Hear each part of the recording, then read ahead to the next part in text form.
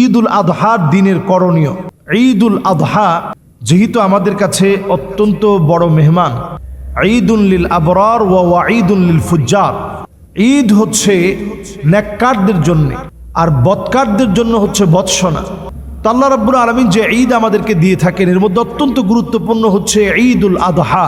10ই জিলহজের মুবারক এই ঈদুল আদহা, এটি আমাদের কাছে এতটাই দামি। এই জিলহজের প্রথম 10টা দিন আল্লাহর কাছে অত্যন্ত দামি। এর মধ্যে ঈদুল আদহাটা এত বেশি দামি, এই দিনটা যেন আমি সুন্নাহর কিছু আমল দিয়ে নিজেকে পরিবর্তন করতে পারি। ঈদুল আদহার অনন্য আমল হচ্ছে আমি আপনি প্রত্যেকে প্রথম কাজটা হচ্ছে সকালবেলায় খুব সকাল করে জাগ্রত হওয়া। দ্বিতীয় কাজটি হচ্ছে আমরা ফজরের নামাজ পড়ে এসে সুন্দর করে আমরা গোসল করব, নিজে গোসল করব, সন্তানদেরকে গোসল করাবো। গোসল করে 3 নাম্বার কাজ হচ্ছে তাতুইব মানে সুগন্ধি ব্যবহার করা।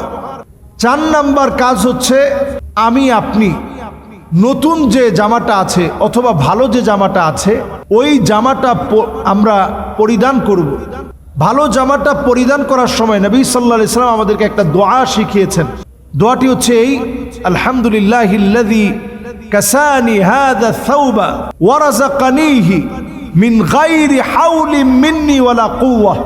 এই দোয়াটা পারলে আমরা পড়বো যে আল্লাহ আপনি আমাকে পোশাকটা পরিয়েছেন আমার কোনো ক্ষমতা কোনো শক্তির কারণে না, আল্লাহ আপনি আমাকে তৌফিক দিয়েছেন বিধায় আল্লাহ আমি পড়তে পেরেছি।